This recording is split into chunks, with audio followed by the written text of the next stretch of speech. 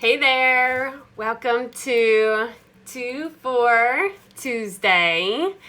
I am excited to talk about today's topic. This is where we talk about something that's going on in the news, something that has come to my attention to be talking about, and I will hit on some of the high points of this topic, and then we follow it up with some tips. So I'm excited to be coming at you live on this Tuesday. I'm Moe McClanahan, and I am the director for Safe Surfing of Education and Training, and I am also an investigator with the Christiansburg Police Department, where I work internet crimes against children. So thanks for being here tonight. Again, I am really excited to talk about this topic.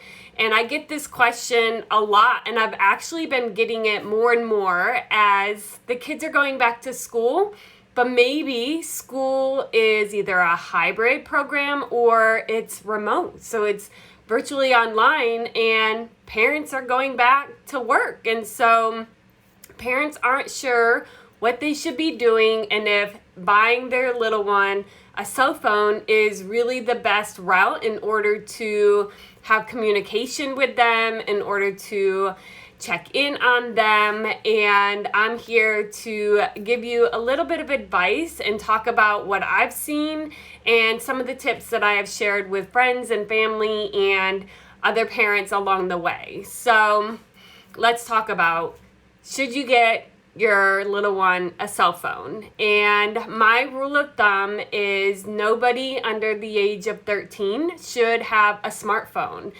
meaning any kind of Android or an iPhone, because if you follow up on the Child Privacy Protection Act, it states that no company can receive information about your child under the age of 13. And so it was really, the intent was to put the control into the parents' hands of who can collect data on their children. And so that Privacy Protection Act states that children under the age of 13, companies can't collect data on them. And that's why when you create any type of profile, it's going to ask for your date of birth. And the reason being is it's to protect your child. Now, whether you're allowing them to put in a fake date of birth, then that's actually putting them in harm's way. So we want to make sure that they are being honest, especially if they're using like Facebook or Instagram.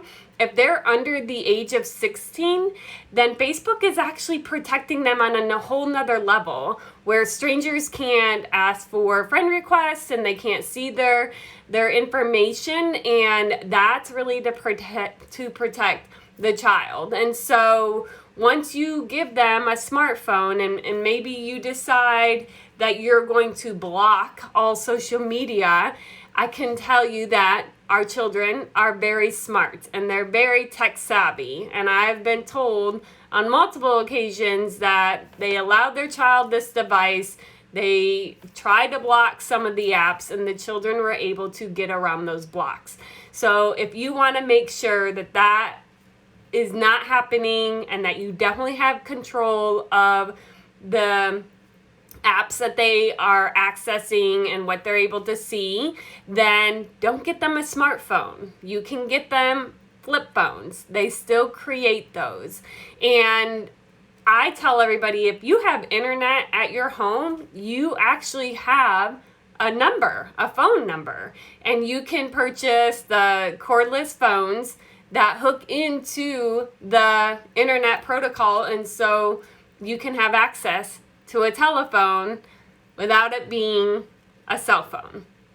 Okay, so that again is my rule of thumb, is that they need to be at least 13 to have a smartphone. Now let's talk about those that are 13 and older and whether or not they should have smartphones. And that is really up to the parents based on maturity level, based on their actions in the past.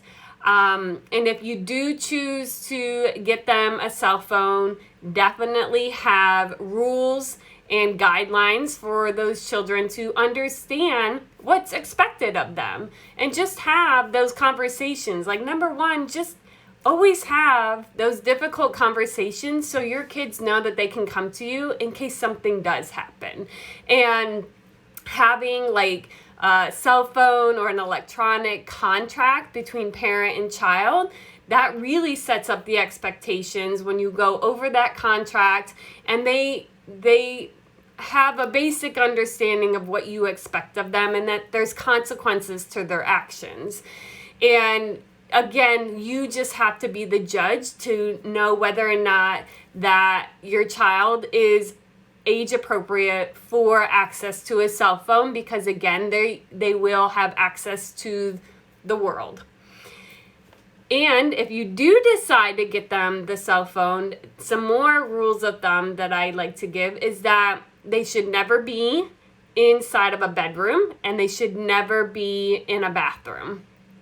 Most of the things that I see on devices in my work when it comes to children doing inappropriate or receiving inappropriate messages is that it's done in the middle of the night, it's done in their bedrooms, or it's done in the bathroom. So I've seen children being kind of peer pressured into taking pictures while they're in the shower or in the bathtub. And also, some of the activities that are going on during the night, they're chatting. I've seen FaceTime calls, messenger calls at 3 a.m. I've had children talking to adults in the middle of the night and parents having no idea.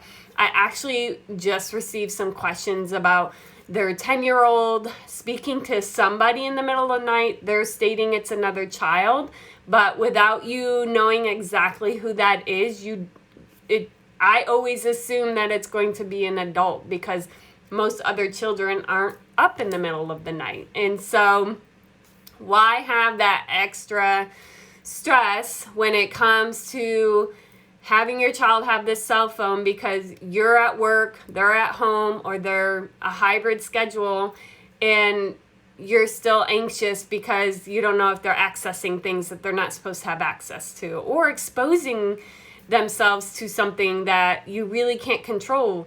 And sometimes I even talk about having access to YouTube, something simple like that, not being able to control what video is going to pop up when. And you can't be there 24/7 to be able to monitor every single thing, but you want to be able to know that when you're not right there over their shoulder, that all the content is age appropriate. So again, these are just some of my my tips and rules of thumb when it comes to cell phones. Recently, I had a case that it made some headline news locally, where the suspect assumed that I was a 13-year-old child, and he actually traveled 45 minutes in hopes that I would be a child at home by myself and that he was going to meet me. A lot of people like to think that it's not going to happen to their child. It's not going to happen in your neighborhood. And I want you to change your mindset.